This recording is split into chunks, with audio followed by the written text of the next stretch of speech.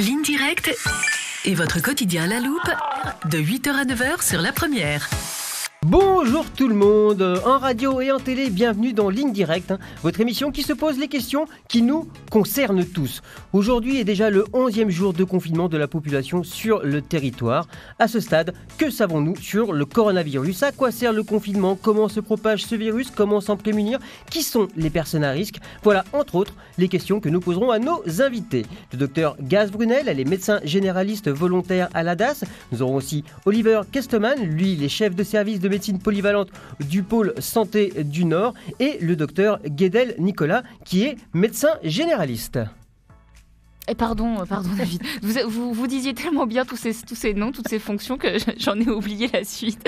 Et c'est évidemment, cette émission elle est faite pour vous, chers auditeurs. Vous nous appelez au 258. Si vous avez des questions à poser à nos médecins, c'est une bonne occasion de parler de cette crise sanitaire après 11 jours de confinement. Quelles questions vous posez-vous si vous avez des inquiétudes? 258, un seul numéro. Ligne directe, c'est parti. Votre quotidien à la loupe dans Ligne directe de 8h à 9h sur la première. Donc aujourd'hui, le coronavirus, qu'en savons-nous? C'est la question que nous allons poser aux médecins que nous accueillons. Nous avons en ligne le docteur Gaz Brunel. Bonjour docteur. Oui, bonjour David, bonjour Marie-Lune. Bonjour. Merci à vous d'avoir accepté cette invitation et bienvenue à vous dans Ligne Directe. Nous avons également Oliver Kesteman. Bonjour Oliver. Bonjour à vous. Alors vous êtes également docteur, Bonjour, chef de Oliver. service de médecine polyvalente du pôle santé du Nord. Bonjour, bienvenue à vous et merci d'avoir accepté cette invitation. Et nous recevons également le docteur Guedel Nicolas, médecin généraliste. Bonjour docteur. Non, le docteur Guedel n'est pas encore en ligne. Il n'est pas ici, d'accord. Okay. Bon, on l'aura plus tard. En tout cas, merci d'ores et déjà à tous les deux d'avoir accepté cette invitation et d'être là avec nous. Première question, pour rentrer tout de suite dans le vif du sujet. On en est au 11e jour de confinement sur le territoire. À quoi sert ce confinement? Qui veut commencer à répondre? Olivier Kesteman peut-être? Docteur Gass? Non, je laisse Brunel répondre en premier vu qu'elle travaille à la DAS. Docteur Gass, on vous écoute. Oui, bonjour. Alors moi, juste une précision, Oui. Je travaille pas à la DAS, je suis médecin généraliste remplaçante. Et là, actuellement, je vais un petit peu donner la main à la DAS pour faire une petite ébullition des cerveaux ensemble, rédiger des procédures et faire remonter les besoins des médecins généralistes. Alors, ce confinement, à quoi il sert? Le confinement, c'est la meilleure mise en application des mesures barrières pour qu'on évite que le virus, donc le coronavirus, ne se propage à toute la population de façon très rapide. On sait qu'on a un virus qui est extrêmement contagieux, donc il est très facile, si on l'a attrapé, de le donner à quelqu'un d'autre. Et donc le confinement permet d'éviter que les gens ne se le donnent l'un à l'autre de façon très rapide et que d'un seul coup tout le monde soit malade et qu'à ce moment-là, les hôpitaux, les médecins généralistes soient un peu débordés face à tous ces gens qui sont malades. Donc voilà, ça c'est le point principal du confinement qui a été mis en place et qui est mis en place dans la majorité des pays qui sont touchés. Alors, Brunel Gass, est-ce que quand on est touché par le coronavirus, on doit forcément aller à l'hôpital? Alors, vous voulez dire si on fait vraiment le diagnostic que vous avez le coronavirus? Oui, ou si alors vous je dis pas que vous l'avez? Non, si vous avez été diagnostiqué coronavirus, ce que je veux dire, c'est pas est-ce qu'on est forcé d'aller à l'hôpital, mais est-ce que notre état de santé nécessite une hospitalisation forcément? Non. Là, aujourd'hui, les hospitalisations, elles se font pour deux raisons. La première, c'est que les médecins ont envie de surveiller, d'être sûr que tout se passe bien. Mais surtout, la véritable raison, c'est pour éviter que la maladie se propage à d'autres personnes.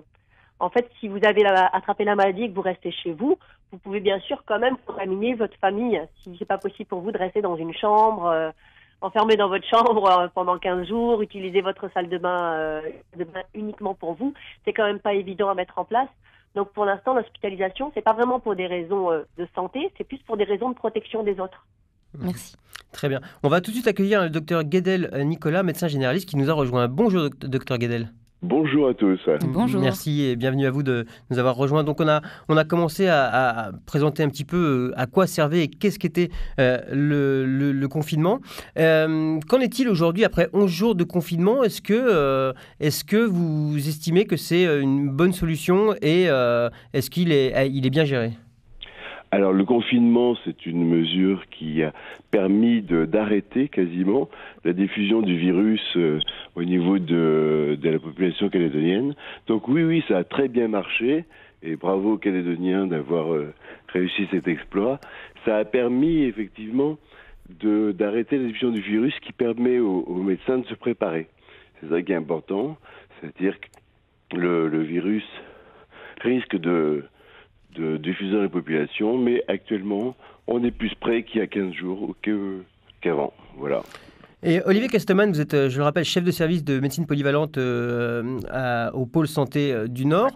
À Koné, oui. Est-ce que vous, aujourd'hui, à cet état de l'épidémie en Nouvelle-Calédonie, est-ce que vous êtes prêt et qu'est-ce que vous faites exactement là-haut dans le Nord, à ce niveau-là ? Alors, nous, on se prépare tous les jours et tous les jours, on est de plus en plus prêts. Hein. On espère, en tout cas, être prêt au moment où, si jamais l'épidémie arrivait réellement. Pour l'instant, on a un centre de dépistage qui est situé devant l'hôpital. Les patients sont normalement adressés par les médecins traitants, les médecins des dispensaires, les médecins de ville du secteur. Il y a aussi un centre de dépistage sur les 2 autres sites de l'hôpital du Nord, à savoir sur Pointe-Digny et sur Coumac. Si les patients dépistés, donc pour l'instant qui ont juste le test, mais on ne sait pas si le test est positif ou négatif, nécessitent d'être hospitalisés. Nous, on va les hospitaliser au centre hospitalier, au pôle sanitaire du Nord, chez nous à Koné, en attendant le résultat. Donc, avec le fait que il faut envoyer les prélèvements sur Nouméa parce que c'est techniqué qu'à un seul endroit, c'est-à-dire au CHT.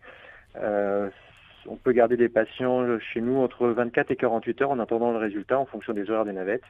Donc c'est des patients qui sont isolés dans des chambres d'isolement avec les équipes soignantes ont des mesures de protection en attendant le résultat. Si le résultat était positif, le patient serait transféré sur le CHT parce que la politique actuelle c'est de concentrer tous les patients positifs au CHT vu qu'ils ont un secteur qui était ouvert et dédié à ça. Et si les patients est négatif, ce qui est pour l'instant tout ce que nous avons eu, les patients sont pris en charge dans nos services habituels et soignés pour une grippe ou une pneumonie, une bronchite, enfin des pathologies qui n'empêchent pas. Le virus n'empêche pas d'être malade pour autre chose. Merci. C'est ça. Et à côté de ça, on a gardé notre activité de consultation ouverte. L'hôpital fonctionne, les urgences fonctionnent. Donc les patients qui sont malades, il ne faut pas attendre nécessairement. Il faut aussi venir. Il y a des filières séparées, il n'y a aucun risque d'attraper le virus dans notre établissement. Il y a des mesures de protection, il y a des questionnaires à l'entrée. Ça, c'est important. On va le redire plus longuement tout à l'heure. Il n'est pas dangereux d'aller consulter son médecin en cette période de pandémie. Mais Marilyn on a un auditeur en ligne. On va laisser la parole à Alain. Bonjour Alain. Bonjour Alain. Oui, bonjour à tout le monde. On vous écoute. Merci pour l'émission. Voilà, ma question elle va être précise. Depuis déjà décembre que le virus il est développé dans le monde entier. On parle tous les jours de centaines de décès dans le monde. Est-ce qu'aujourd'hui on a un chiffre journalier de guérison que l'on peut en fin de compte divulguer au monde entier, quand on est en fin de compte de bonnes nouvelles et puis que toujours entendre de 500 décès, 800 décès en Italie. Est-ce qu'aujourd'hui on a un chiffre journalier des guérisons? Merci beaucoup Alain pour cette... Avec aussi les morts bien sûr, mais un chiffre journalier de guérison. De l'information positive. Donc est-ce que quelqu'un peut répondre à cette question? Merci. Au revoir. Au revoir, merci Alain. Au revoir. Pourquoi pas? Brunel Gass, allez-y. Oui, bonjour Alain. Merci pour la question. Alors en fait, on n'a pas de chiffre de guérison. Pourquoi? Parce qu'en fait, il y a beaucoup de gens qui attrapent la maladie sans même le savoir. Ce qu'il faut savoir, c'est que dans les pays où il y a eu effectivement des centaines, des milliers de morts, ça représente seulement, alors désolé pour le filmisme là seulement parce que vous voyez c'est quand même des gros chiffres, autour de 1 à 3% de la population pour laquelle on a fait le diagnostic qu'ils étaient vraiment malades et qu'ils avaient le coronavirus. C'est-à-dire qu'il y a plein de gens en fait qui l'attrapent et pour lesquels on ne fait pas le test. Tous ceux-là ne savent même pas ou ils ont juste eu l'impression qu'ils avaient un rhume. Pour tous ceux pour lesquels on a diagnostiqué qu'ils avaient le coronavirus, il y a seulement de l'ordre de... alors je dis 1 à 3%, c'est très vaste, mais parce que ça dépend des pays, mais il y en a qui disent que c'est 0,5 à 3% des gens qui vont décéder. Et tout le reste, c'est des gens qui guérissent. Donc l'immense majorité des gens guérit sans aucun problème. Donc si on veut un chiffre du nombre de guéris, en fait, on regarde le nombre de cas, on enlève, allez, au maximum 3% de décès statistiquement dans ces personnes-là, et les 97 autres pourcents vont guérir. Alors, pas le nombre de cas, mais le nombre de la population plutôt. En fait, ce qu'il faudrait, c'est à la fin de l'épidémie, prendre toute la population, enlever ceux qui sont morts, ceux qui sont décédés, et tout le reste, c'est des gens qui ont guéri. Parce que vous pensez que toute la population, finalement, va finir ou a été plus ou moins contaminée par ce virus, mais qu'on ne le sait pas forcément, puisqu'on peut être asymptomatique, etc. Oui, je pense. Alors ça, c'est mon opinion. Pour l'instant, ils n'ont pas encore mis en place des tests qu'on appelle des sérologies. Vous savez, c'est des prises de sang qui permettent de voir si on a attrapé la maladie et qu'on en a guéri, qu'on s'est protégé. C'est ce qu'on fait, ce qui s'appelle les anticorps. C'est ce qu'on fait pour rechercher la protection par rapport à une maladie. Ça n'a pas encore été mis en place de façon bien claire et à grande échelle. Chaque pays fait un petit peu ses tests. Mais vu la contagiosité, la facilité d'attraper la maladie, je pense qu'effectivement, quand il y a une épidémie qui se déclare dans un pays, quasiment toute la population l'attrape. Et alors, qu'est-ce qui va faire que d'une personne à l'autre, on ne va pas réagir de façon identique? Peut-être qu'on peut se poser la question déjà de l'effet du virus sur le corps, et qu'est-ce qui va faire qu'on va réagir différemment d'un sujet à l'autre? Qui veut répondre? Nicolas Guédel, peut-être? Oui, Nicolas. Pardon. Ah non, c'était Oliver. Allez-y. Oliver Casteman. Oui, Oliver. Moi, je rebondis juste un petit peu sur ce qu'a dit Brunel. On n'a pas c'est un nouveau virus, donc on n'a pas de certitude. D'une manière générale, on considère malgré tout que quand 50% de la population et pas 100% est atteinte, il y a une immunité collective qui fait que le virus va diffuser beaucoup moins. Donc on n'aura peut-être pas l'intégralité de la population qui sera atteinte, mais c'est vrai qu'il y a beaucoup de cas asymptomatiques, et donc il y a une bonne partie de la population qui sera touchée. Pas forcément pour l'instant, pas en Calédonie, vu que l'épidémie c'est pas vraiment déclaré. Et sur la question de savoir pourquoi il y a des formes graves et des formes, pas graves, on sait que un certain nombre de facteurs entraînent des cas graves. Hein.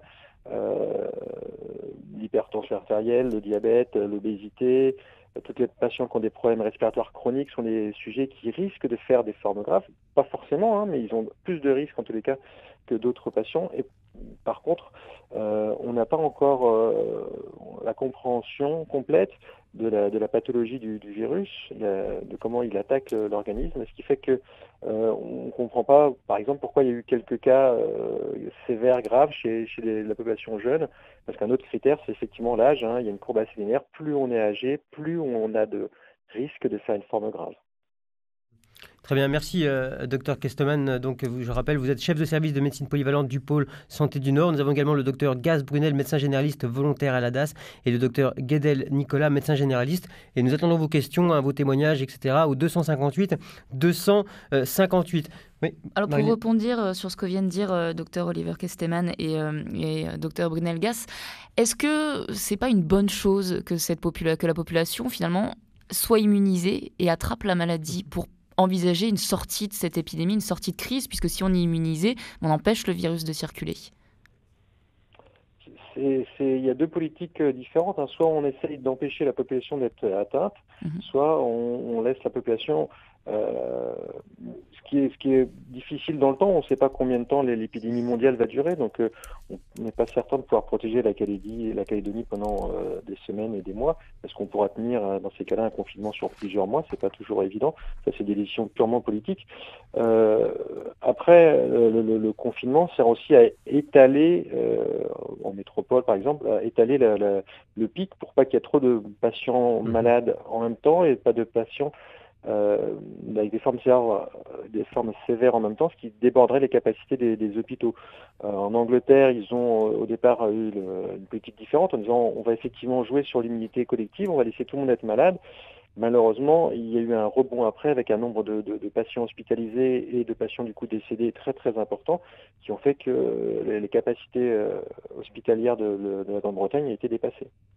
Merci. On a Lysis au téléphone. Bonjour Lysis. Bonjour. Oui, bonjour. On vous écoute. Oui, j'aimerais poser 2 questions. Ça concerne d'une part le diagnostic. Je voudrais savoir, effectivement, vous faites des prélèvements au niveau des fosses nasales, au niveau de la gorge, etc. Mais est-ce que le diagnostic par scanner est aussi pratiqué et est-ce qu'il pourrait l'être? Ça, c'est la première question.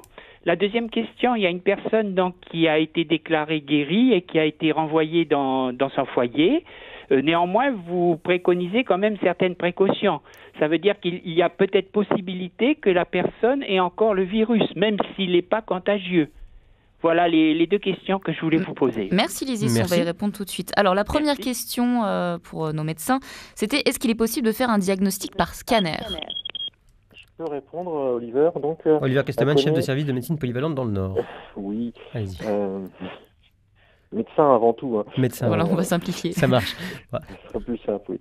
Le scanner, les images apparaissent pas au premier jour de la maladie. Le scanner peut être un outil pour faire du diagnostic, clairement, oui. Les images apparaissent à 3-4 jours et elles sont fortement... elles sont vraiment typiques de la maladie à partir du 7e jour. Donc c'est un outil en plus. On peut pas à côté de ça scanner tout le monde. Hein. C'est compliqué. Et puis c'est comme des rayons, des radiations. C'est pas non plus anodin de passer une population entière au scanner. Sur des formes un petit peu atypiques où des gens, nous à Coné, où on a des patients où effectivement on doit attendre 48 heures le résultat de dépistage. Des gens qui ont des problèmes respiratoires et on aimerait bien faire avancer le diagnostic. On a déjà réalisé des scanners pour savoir si effectivement oui ou non on avait des images typiques, parce qu'il y a des images typiques d'infection au Covid-19 au scanner. À quoi ça ressemble ? C'est très technique, on appelle ça des images en verre dépoli. Donc, mais qu'est-ce qu'on peut voir ? Pourquoi on voit des choses sur un scanner en fait ? On voit des atteintes aux poumons, des choses lésions, comme ça ? ouais. Oui, on voit c'est au niveau des poumons, hein, c'est un scanner du poumon, on voit des lésions, on voit que la trame du poumon, ce qu'on appelle le parenchyme, la nature même du poumon est atteinte et donne des images très particulières, comme si c'était, normalement on voit bien les petits bronches et les vaisseaux, et là on a quelque chose qui devient tout flou en verre dépoli. Et on a une signature très précise de liaisons faites par le coronavirus ? Oui, on a des images très décrites, assez précises, tout à fait. On peut faire le diagnostic à partir de là. Oui. Marlene, nous avons un auditeur ? On avait une deuxième question avant de l'ISIS. La question, c'était sur les patients guéris. Est-ce qu'on est encore contagieux après avoir été guéri ? Et sinon, pourquoi suivre ces patients pendant 7 jours ? Brunel, peut-être, Brunel Gass, Nicolas Guedel, qui veut répondre ?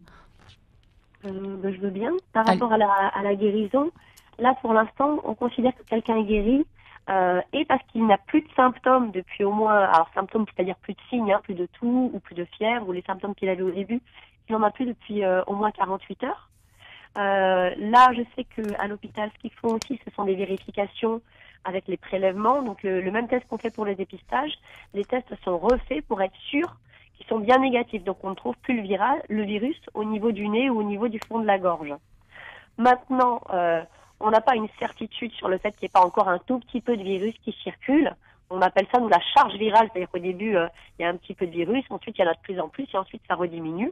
Donc, par principe de précaution maximale, on demande à la personne de rester encore 7 jours chez elle. Mais en fait, c'est vraiment par principe de précaution et a priori, elle n'est plus contagieuse parce que sa charge virale est trop basse. Si elle n'est pas détectée au test... En tout cas, c'est ce qu'on pense. Maintenant, vous savez que ce virus, il n'existe pas depuis si longtemps. Donc, on préfère avoir beaucoup de précautions parce qu'on n'a pas encore des études sur tout et des certitudes sur tout. Mais la logique derrière, c'est que si ce virus, il n'est pas détecté par le test, c'est que la charge virale est de toute manière trop faible pour contaminer quelqu'un. C'est ça, c'est ce qu'on considère. On a Bernard au téléphone, pardon David. On va prendre Bernard qui nous attend. Bonjour Bernard. Bonjour David, j'avais appelé hier, là. Oui. C'était le mec qui voulait attraper le corona. C'est ça. Alors juste, merci de rappeler pour poser cette question avec notre collectif de médecins ce matin. Donc j'ai bien entendu le passage où il disait qu'il y avait certains pays qui préconisaient que une majorité de personnes soient contracter le virus pour essayer d'être immunisé. Et donc moi c'était pour poser la question, Et j'ai regardé hier, c'est dans l'air. Il disait que tant qu'on ne l'a pas attrapé, ben c'est à vie qu'on va être obligé de gestes barrières, de masques, de ci, de là, quoi. Et donc moi je voulais savoir comment on fait pour l'attraper, pour essayer après de voyager, de mener une vie normale, si on est plus ou moins immunisé. Je dis bien plus ou moins parce qu'on ne sait rien encore. Voilà. Alors, merci Bernard. Alors, l'idée, ce serait, est-ce qu'on peut s'immuniser attraper la maladie tout en ne devenant pas un danger pour les autres, attraper la maladie. Moi, quitte à rester confiné après pendant un mois, je m'en fous, mais pour pas contaminer personne. Mais moi, je voudrais bien l'attraper pour être immunisé après. Si on est immunisé, parce que pour l'instant, c'est un gros point d'interrogation, ça. Alors, qui veut répondre à cette question parmi nos médecins ? Alors moi, je veux bien répondre. Alors, monsieur a raison. Si jamais on attrape la maladie... Docteur Guedel, hein ? Oui, docteur Guedel. Si on attrape le coronavirus, on est, après la maladie, et si on en sort vivant, eh bien, on est immunisé. Donc, c'est une immunité qui est bonne au début. Et puis, petit à petit, cette immunité peut baisser. Et on peut éventuellement réattraper cette maladie plus tard. Et on ne sait pas encore au bout de combien de temps. On est sûr de ça ? Oui, on est sûr de ça. Les gens qui attrapent le coronavirus actuellement, ils ne se recontaminent pas. Ou on a parlé de cas exceptionnels, mais ça mérite encore d'être étudié. Pour l'instant, pour toutes ces maladies et coronavirus, on a remarqué qu'il y avait une immunité post-maladie. Bon, donc c'est possible de s'immuniser. Et l'autre question qui pose derrière, est-ce qu'on va pouvoir garder la Calédonie sans immunité pendant ad vitam aeternam ? Ben, ça va poser un gros problème. En fait, dans les épidémies de ce type-là, jusqu'à présent, ça n'est jamais arrivé. Il n'y a aucun pays qui a réussi à rester indemne de ces maladies virales assez longtemps. Un exemple, en 1918, l'Australie avait fermé ses frontières. Elle avait carrément fait un blocus maritime en espérant échapper au virus de la grippe de 1918. Eh bien, ça a marché un temps. Et puis, quelques mois plus tard, ils ont été contaminés. Et toute la population a été contaminée de la même manière. Donc, jusqu'à présent, il n'y a aucun pays qui a réussi à échapper à ce genre de maladie. Donc, il ne faut pas trop non plus se faire d'illusions. Le confinement et la mise sous cloche de la Calédonie, ce n'est peut-être pas une solution définitive. On ne pourra pas le faire ad vitam aeternam. Il faudra de toute manière à un moment donné qu'on réouvre nos frontières. Et la question, c'est qu'est-ce qui se passera à partir du moment où les vols reprendront ? Oui, pour une raison ou pour une autre, les vols reprendront et on va pas pouvoir rester. Alors l'espérance, après, c'est d'attendre assez longtemps pour qu'il y ait un vaccin. À ce moment-là, on pourrait envisager d'attendre que le vaccin arrive. Mais jusqu'à présent, ça n'est jamais arrivé dans aucun pays qu'on ait pu échapper à ce genre de virus. Donc la solution peut-être, effectivement, c'est plutôt l'épidémie contrôlée. C'est-à-dire que on accepte que la population s'immunise petit à petit, avec pas trop de cas pour que le système de santé puisse gérer les gens les plus malades. C'est ce que font tous les pays actuellement. En fait, ils essayent de limiter la flambée épidémique de façon à ce que le système de santé puisse soigner tout le monde le mieux possible. C'est peut-être la solution qu'on devra prendre après, c'est-à-dire accepter que cette épidémie puisse immuniser, donc et atteindre la population sans que le système de santé soit dépassé. On a parlé de personnes à risque. Alors déjà, quelles sont ces personnes à risque et est-ce qu'on ne pourrait pas imaginer un confinement partiel, c'est-à-dire de confiner ces personnes à risque et de laisser le reste de la population finalement traiter avec le virus ? Est-ce que ça, c'est envisageable ? Oui, c'est possible. Le confinement partiel... Docteur Guedel, toujours. Oui, le confinement partiel est une des solutions qui peut être envisagée, c'est-à-dire de laisser la population moins à risque être atteinte par le virus, et puis les personnes les plus à risque, les protéger le plus efficacement. C'est un problème parce que le confinement uniquement des personnes à risque, on voit bien qu'en pratique, c'est pas tellement possible. Il faudrait vraiment que ces gens-là soient complètement isolés par rapport à leurs proches, par rapport aux aidants, par rapport aux soignants, par rapport à tout ça. Ce qui fait que c'est une probablement une idée qui peut être creusée, mais qui risque d'être pas réalisable. En tout cas, ça pourra pas les protéger tous de manière efficace. Et puis le problème en Calédonie, particulièrement, c'est que les gens à risque, ils sont nombreux. Parce que si on pense aux personnes de plus de 70 ans, il y en a plutôt moins qu'en Europe. Mais si on pense aux hypertendus, aux diabétiques, aux insuffisants respiratoires, alors là, on en a beaucoup, ça fait une grosse frange de la population. Donc voilà, le confinement sélectif, ça peut être une façon, en tout cas, de réduire la vague des personnes qui seraient susceptibles d'être hospitalisées et de faire des formes graves. Oui, c'est une possibilité qui pourrait s'étudier. Et les gens qui décident, c'est pas nous qui sommes ici, je pense qu'ils étudient aussi cette possibilité. Docteur Gass et Docteur Kesterman, on va vous laisser la parole à ce sujet, mais d'abord on a un auditeur. Oui, on a Alain au téléphone. Bonjour Alain. Bonjour. Voilà, je voudrais poser une question. Une personne qui marche tranquillement tout seul dehors, elle est toute seule pendant 1 heure, 1 heure et demie, est-ce qu'elle risque quelque chose? Si elle rencontre personne ou si elle croise du monde Non, elle rencontre personne, même si elle vient rencontrer des personnes qui sont à 3 mètres d'elle ou un truc comme ça, est-ce qu'elle risque quelque chose? Et en disant qu'elle respecte les gestes barrières, elle touche rien, elle croise personne à moins d'1 mètre, etc. Donc elle risque rien. On va laisser les médecins répondre. Merci Alain. Ok. Merci Alain. Merci. Moi, je veux bien répondre à cette question. Monsieur a tout à fait raison. Les gens qui sortent dehors, ils ne risquent pas d'attraper le coronavirus. Et il faut bien voir ça. Moi, j'encourage, excusez-moi, mais tout le monde est dans ma patientèle à utiliser leur heure de sortie pour aller faire un peu d'activité physique, aller marcher dehors, courir s'ils veulent, parce que il faut aussi que les gens soient en bonne santé physique et mentale. Il ne faut pas que le confinement ça devienne un enfermement qui soit délétère pour les cerveaux. Merci. Voilà, donc effectivement, dehors, on ne risque pas d'être contaminé. Là où on risque le plus d'être contaminé actuellement dans cette période de confinement, c'est quand même le magasin, le supermarché. On est proches les uns des autres. Moi, j'ai vu des magasins à Nouméa où les gens étaient collés les uns aux autres en période de confinement. Ça va pas du tout. Et c'est le risque maximum. C'est sûr que moi, dans mon cabinet en particulier, il n'y a qu'une personne qui rentre dans la salle d'attente à la fois.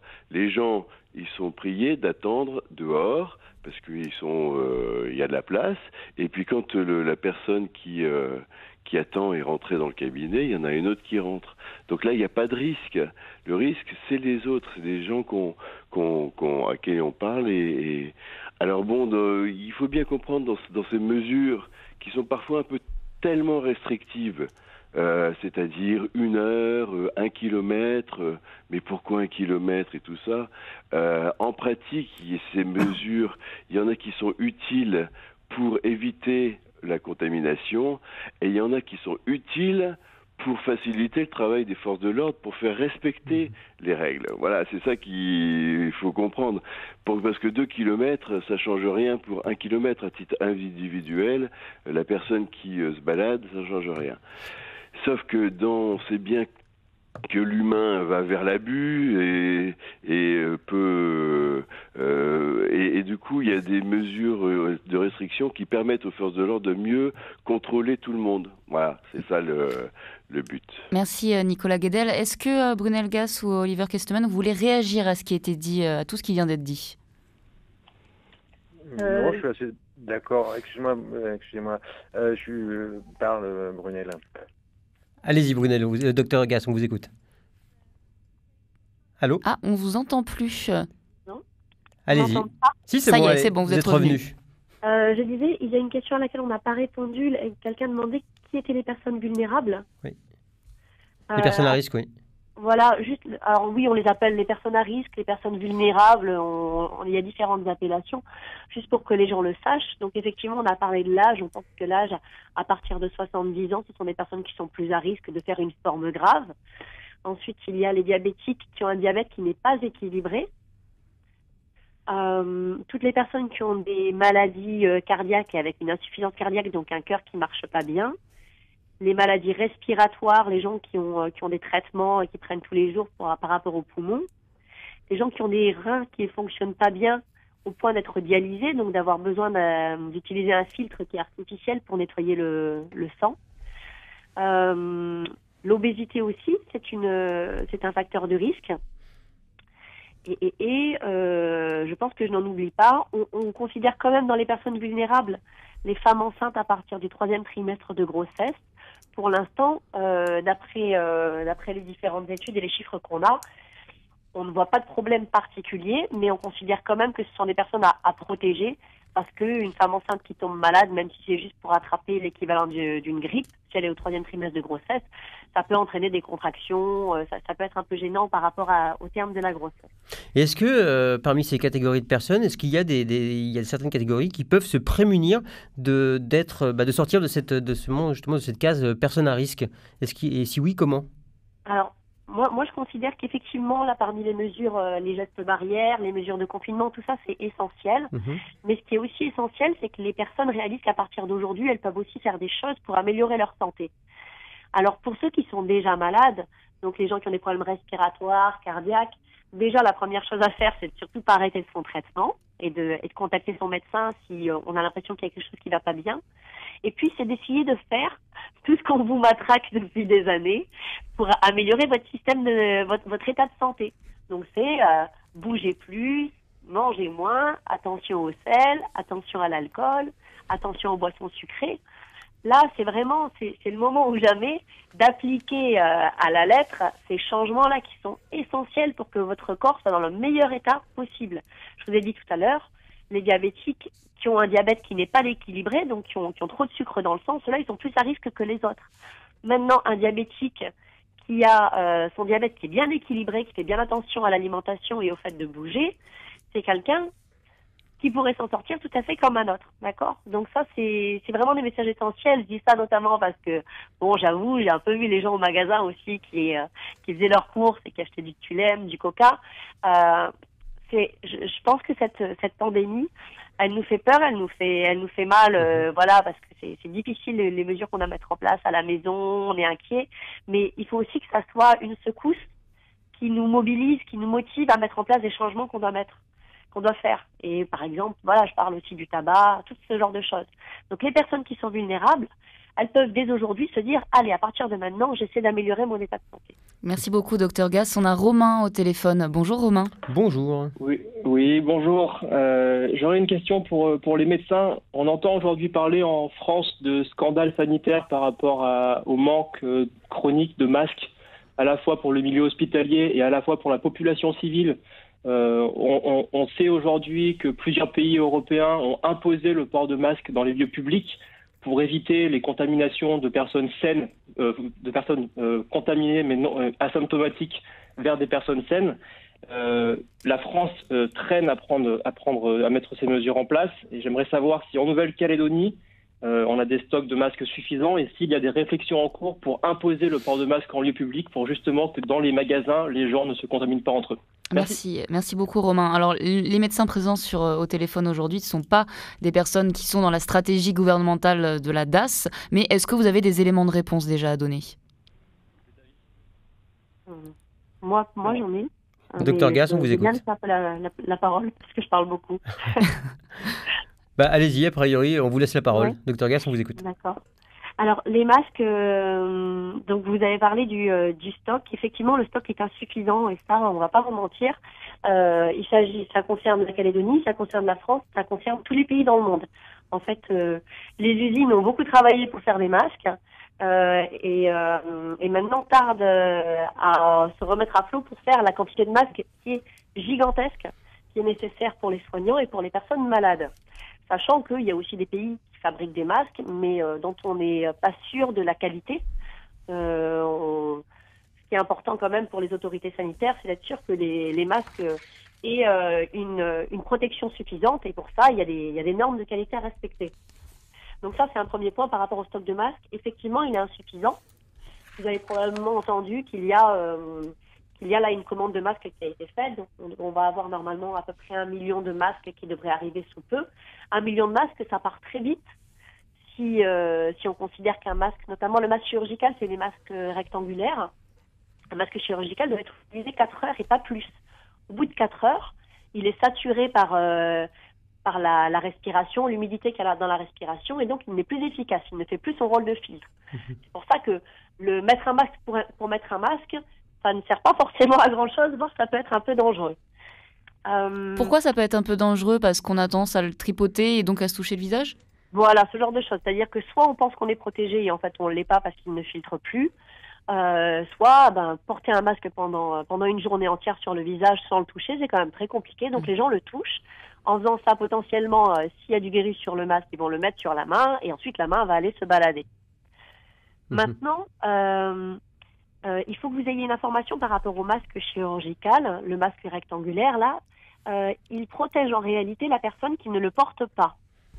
En gros, pour faire simple, si j'ai mon masque et que je suis en train de parler avec David, ça protège David de mes projections, mais ça ne me protège pas des projections de David. Alors, on a eu un petit souci avec le téléphone de Brunel. En tout cas, ce qu'il est en train de ça y dire... est, Brunel, vous êtes encore là. Oui, allô? Excusez-moi. Oui. Oui, on vous réécoute. Allez-y. Alors, vous disiez que pourquoi ça ne vous protège pas des projections de David qui ne porte pas de masque? Ça peut traverser le masque? Alors déjà, pourquoi moi? Ce masque marche uniquement dans un sens. Donc, pour que je sois protégée des projections de David, il faut que j'ai un masque et que David ait un masque. D'accord. Okay. Ça ne marche que dans un sens, c'est-à-dire que si vous recevez des postillons de David, le virus peut arriver à vous contaminer même si vous portez un masque chirurgical, donc les rectangulaires. Il y a d'autres masques qui permettent de se protéger des projections des autres. Exactement, les FFP2 ou les masques canards, là, c'est un petit peu les masques à la Dark Vador, ça marche très bien pour se protéger. C'est ce que portent les soignants, en théorie.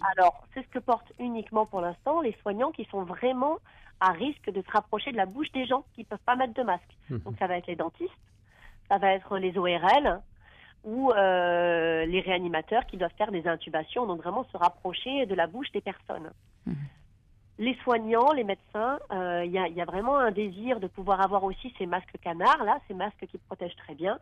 Le problème, c'est que pour l'instant, il n'y en a pas assez. Donc, à défaut, on met des masques chirurgicaux, mais il faut bien que les gens comprennent que pour l'instant, quand on met un masque, le masque nous permet de protéger les patients, mais ne nous permet pas de nous protéger nous-mêmes. Donc, on a fait le choix pour l'instant stratégique de protéger en priorité les gens. Mais pour l'instant, les soignants se mettent quand même en danger. C'est pour ça que si un patient vient et qui tousse, à ce moment-là, on va lui demander de mettre un masque. Mais si la personne vient et ne tousse pas, on ne lui demande pas de mettre de masque parce qu'on essaie de sauver un peu les meubles et de ne pas taper trop dans le stock. Et justement, quand on est une personne asymptomatique, est-ce qu'on est contagieux? Puisqu'on ne tousse pas, on n'éternue pas, donc on n'envoie pas de projection. Donc est-ce qu'on est contagieux si on est asymptomatique? Alors par les grosses gouttelettes, effectivement, de tout et d'éternuement, effectivement, si on ne tousse pas, qu'on n'éternue pas, il n'y a pas de risque. Maintenant, rien ne vous empêche de me postillonner dessus. C'est une possibilité. Et par contre, on peut être contagieux par ses mains. Si on a touché sa bouche, on a touché son nez, on ne va pas se mentir, on le fait tous un certain nombre de fois dans la journée. Et ensuite, sur les mains, on peut avoir du virus. Très bien. Et est-ce que vous, tous les trois médecins, est-ce qu'aujourd'hui, vous vous sentez quelque part en danger dans cette épidémie qui arrive sur le territoire? Est-ce que vous vous sentez protégé ou en danger? Moi, je voudrais bien répondre au sujet des masques. Docteur Kesterman? Nous, on est Docteur Guedel. Docteur Guedel, oui, à Nouméa, médecin généraliste. Et nous, on est en première ligne.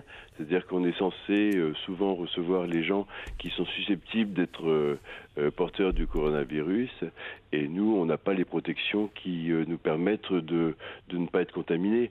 On nous a octroyé quelques masques chirurgicaux, c'est-à-dire que ça nous protège pas, on protège les autres, mais on n'est pas malade, mais on n'a pas de masque de protection. Donc nous, ce qu'on attend, c'est des masques FFP2 qui nous protègent vraiment.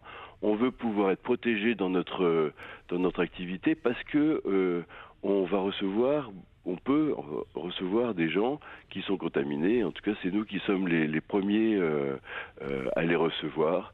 Donc, nous avoir donné des masques chirurgicaux, Moi, je trouve ça complètement insuffisant. Je comprends pas pourquoi. Je vois la police, elle a des masques FFP2. Je vois des gens de la SLN, ils ont des masques FFP2.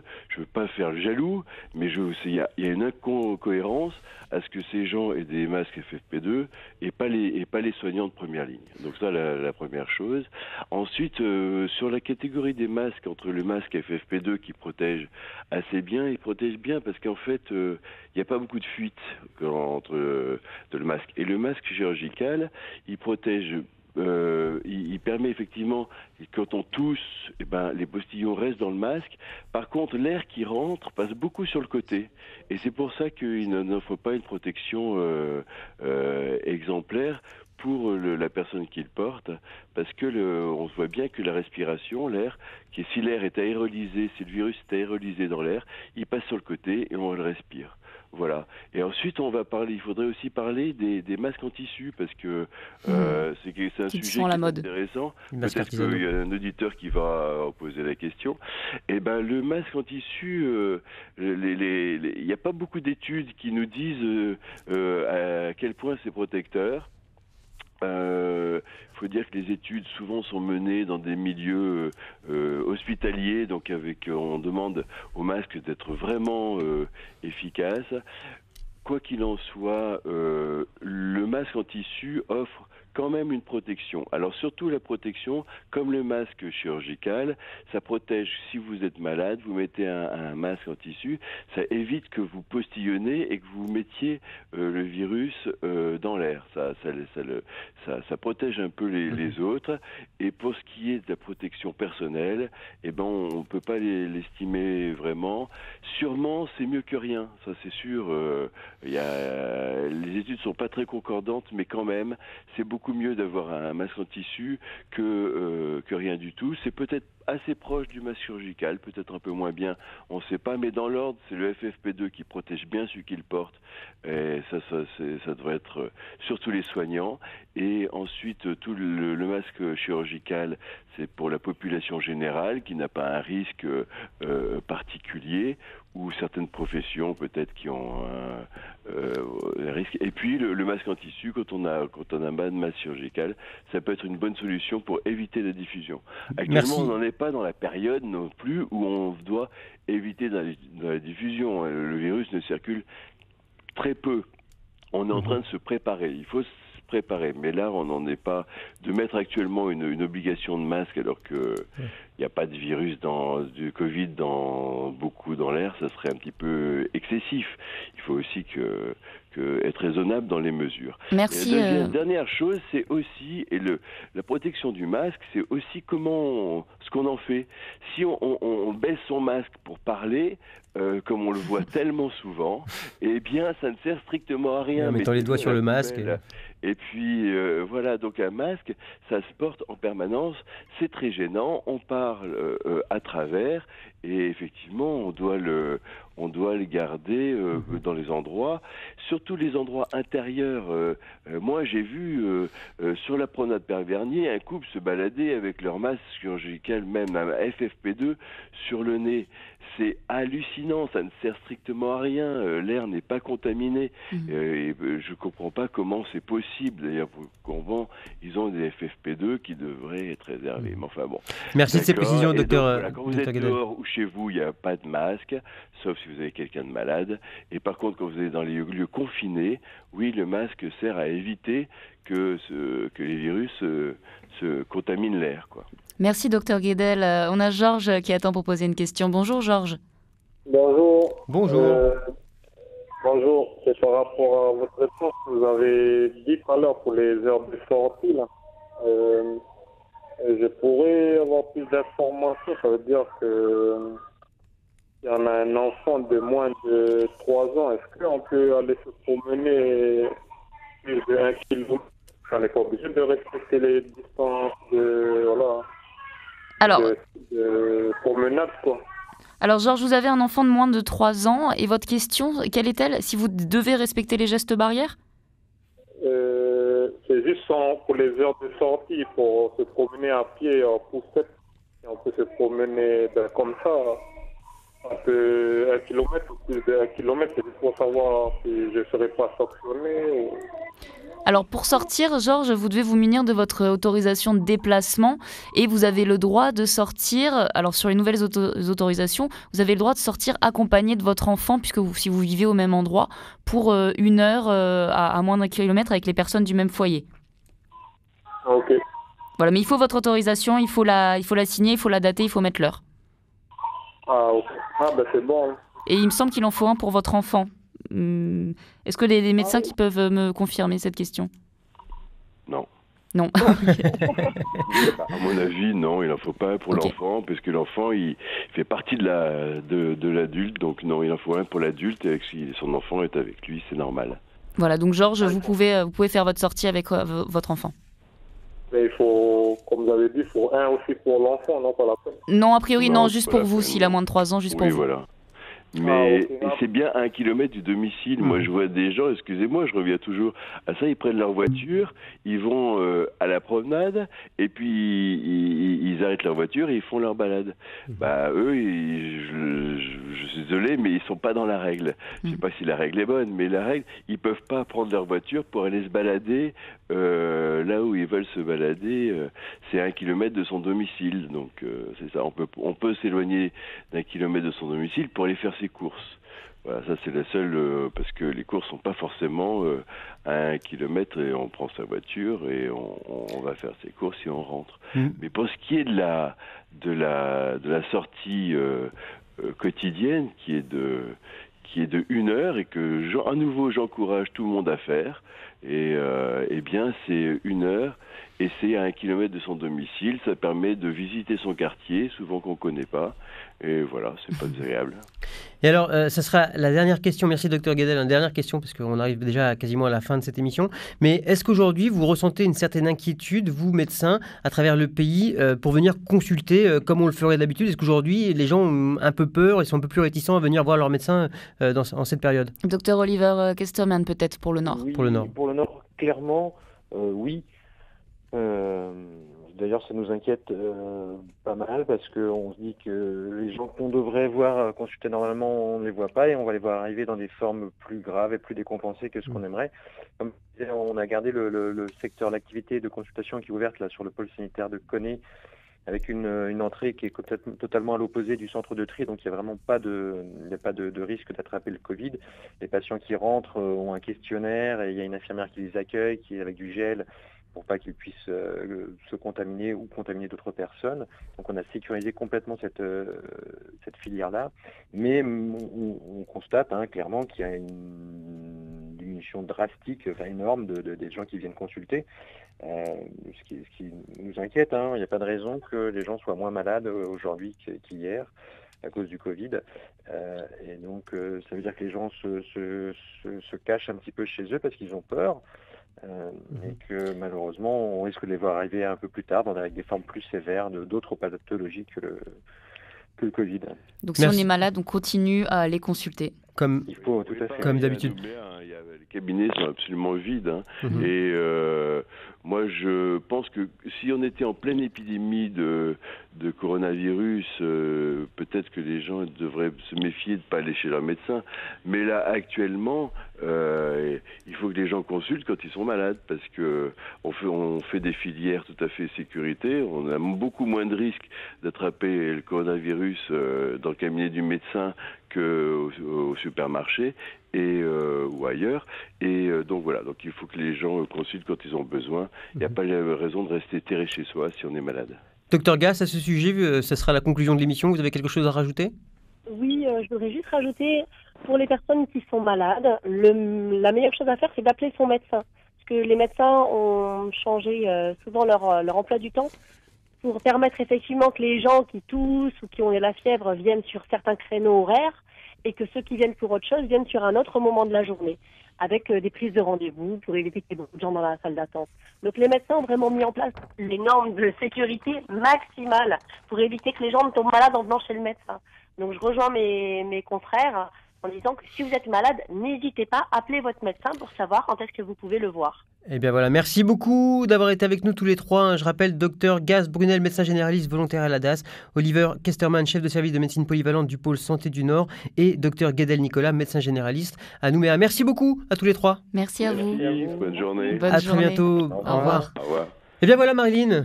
Un petit mot pour conclure ou... Oui, je pense qu'on a surtout répondu aux questions des auditeurs aujourd'hui. On rappelle que voilà, le confinement sert à éviter un pic d'épidémie, sert qu'on risque peut-être d'être malade, mais ça évite de saturer les hôpitaux. Les personnes à risque, peut-être on va le redire, c'est les personnes diabétiques, les personnes qui ont des infections respiratoires, des maladies respiratoires déjà, les personnes âgées. Peut-être un petit rappel sur le fait que le taux de mortalité, c'est seulement a priori 3%. Et donc la plupart des gens guérissent de cette maladie et les cas graves restent rares. Donc à prendre au sérieux, mais pas de psychose. Merci beaucoup Marilyn. Merci David. Bon week-end à vous et on se retrouve lundi. Bon week-end et à lundi. Allez, au revoir. Lundi, nous parlerons d'agriculture biologique qui voit sa demande exploser. Ligne directe, première partie, c'est terminé. Au revoir et bon week-end.